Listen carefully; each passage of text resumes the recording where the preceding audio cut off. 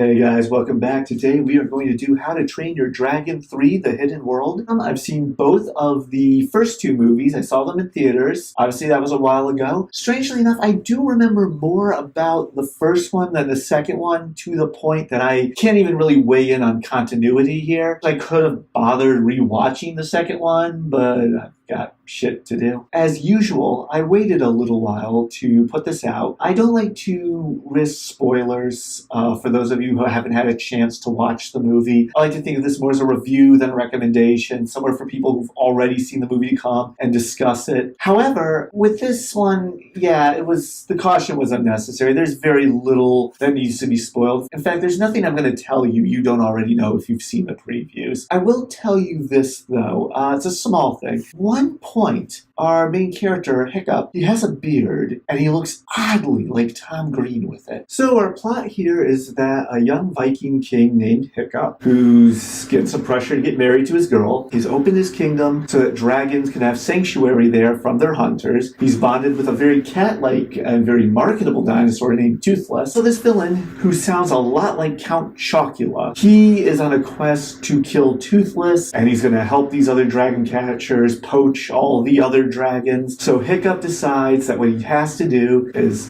get everyone together and move them to this legendary hidden world where the dragons will be safe and they can live with them in harmony away from the bad guys. Let's start with what doesn't work. There's not too much to go over here, not much of any real consequence. Overall, it's a really good movie. The most glaring problem here is that the writers at one point have definitely ridden themselves into a corner. Right after Hiccup relocates these dragons and his people in a quest to go find the hidden world, they stop at this one island first, and they build sort of a temporary headquarters there. As that's happening, Count Chocula is explaining to these dragon poachers that he knows exactly where they went, that he knows the only place they could have gone. So why doesn't he just go straight there and get them? The writers, I think, figured out, oh crap, the Vikings are on this island and the stuff they're doing is clearly taking days, if not weeks, and the bad guy knows exactly where to get them, and it's clearly like a day's travel, and he's traveling a lot lighter. How do we explain that? So they go a bit backsies and try to pretend like he didn't already figure out where they went, and it's weird because the scene where he explains that he knows where they are serves no other purpose. They could have just deleted it, and it would have been fine. No one would have felt like anything was missing. And if you think I'm being a little too rough on this, I heard a small child ask his mother at one point, did he already know where they were? And the point where that happens, Count Chocula captures one of Hiccup's friends and releases her. And granted, this is like the funniest scene in the movie, but he releases her and then he tracks her to find out where the dragons are. And that's where I'm like, yeah, didn't you already know that? And again, that's when the kid was like, yeah, didn't he already know that? Maybe if I watched it again, I would realize, oh, there's something I didn't understand about that. It actually makes perfect sense. And wow, a child's movie just went right over my head there. Totally possible. There's a lot of sidekicks in this movie, and a lot of them are fun, but there's too many of them. One of them is actually this guy wants to basically have sex with Hiccup's mother, and he's a child,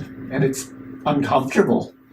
All these sidekicks do add something that I'll get to when I get to the good news. I think a very easy fix could make so we could have the best of both worlds, and I'll get to that. Hiccup's voice is kind of annoying, and I'm the last person who has any right to call someone's voice annoying. But yeah, it does grate on you just a little bit. Hiccup did narrate both of the first two movies, and he does it again in this one, and I don't mind narration. I think it is a tool that can be the right tool for the job. I do think that it should be used very sparingly and it should be very well justified, and if you are using it, it's definitely worthwhile to ask yourself if maybe there's a better way to go about conveying the information. I don't have a problem with Hiccup's narration in any of these movies. My one issue though was when he starts narrating in this movie, he's in the scene and you think he's talking, at least I did. I thought he was actually talking, and I thought it was a little weird that he's just saying what's going on because we don't see his mouth moving.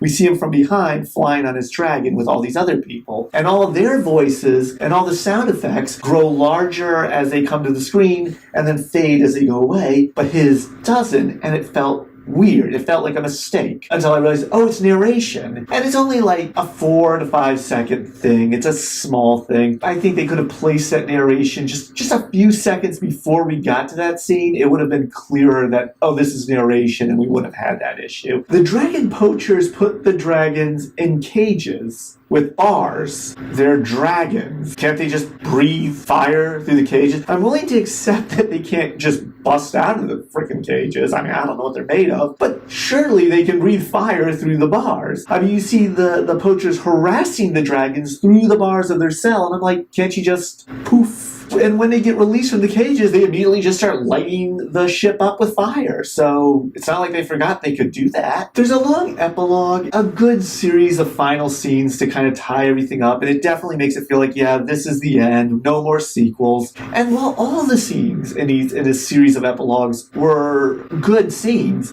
it did go on for a little too long. And there were a lot of those scenes where you could cut a little off, and it's especially the celebratory scenes there to leave you with a good feeling. They go on for just a little too long. So there's not much to Count Chocula, the villain in this movie. Usually I give a pass to that. I've given passes to like the MCU for their villain problem, because in those movies it's usually about the heroes getting along, or the hero versus themselves, and the villain is just sort of a prop to get us there, and I'm okay with that. However, why do you want to kill all these dragons? What's your deal with that? There's a scene where he explains why, and there's not much to it. It's basically just, I got pats on the back. People liked that I was killing these dragons. It made me feel special. Okay, I guess that's good enough, but at the very least, I would have liked to have seen a flashback scene to show us that, rather than have him just tell us. When you tell us a person's motive, we know it, but when you show it to us, we feel it. The animation is gorgeous. There are points where I was watching this movie and thinking, you people are just showing off at this point. You would think there would be an issue with how cartoony the people and dragons look, where everything else looks, at some points, even just straight realistic. There are scenes like where characters like Count Chocula are wearing armor that looks real. It's so detailed. And they have these very cartoony heads with cartoony expressions on top of it. You would think that would not work, and yet it did bother me the slightest. Maybe Into the Spider-Verse made me more accepting towards mixing animation. I've loved the soundtrack to all three of these movies. It's a great score. Also really love how they make these dragons move. I don't know if they took one of Andy Serkis's action capture suits and put it on a pair of cats or lions or something. I would honestly not be shocked if they did that. These dragons move exactly like cats, and there's a lot of detail to how they do it.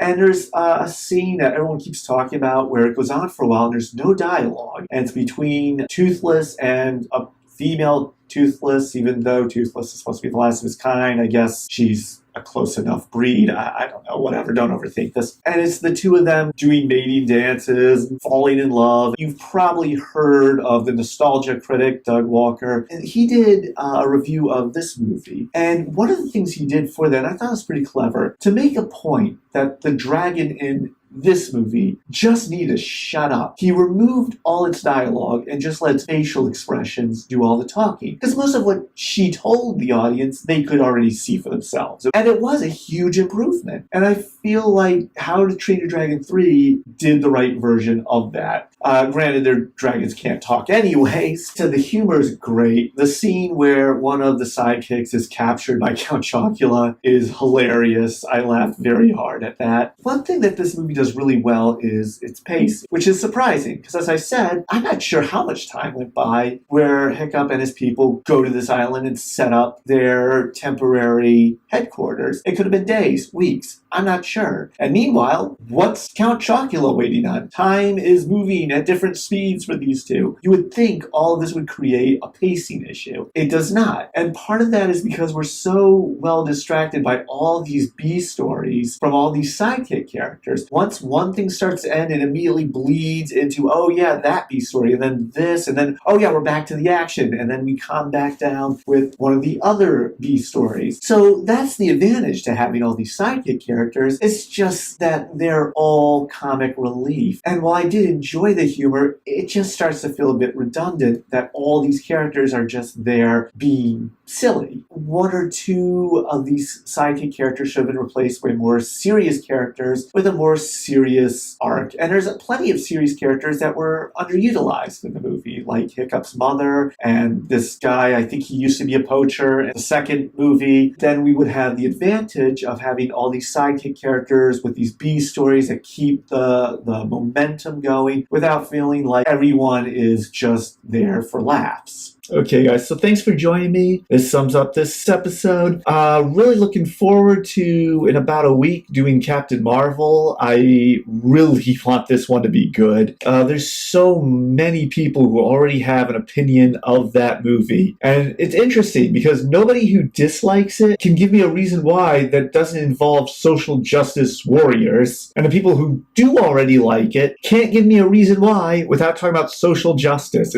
It's really annoying. So I hope this is just a great movie, all on its own merits. Just another excellent job in the MCU. In the meantime, please check out my website, Darkwana.com. Down in the comments section, check out my game Perfect Ramen. Hopefully real soon here, I'm going to have a video giving a preview of the next game, King of Coasters, that I'm going to put out. Check out other videos. Give me a like, a subscribe, a comment. Check us out on Facebook, Darkwana Games, Twitter, @Darkwana. And guys, I'll see you next week. Thank you. Bye.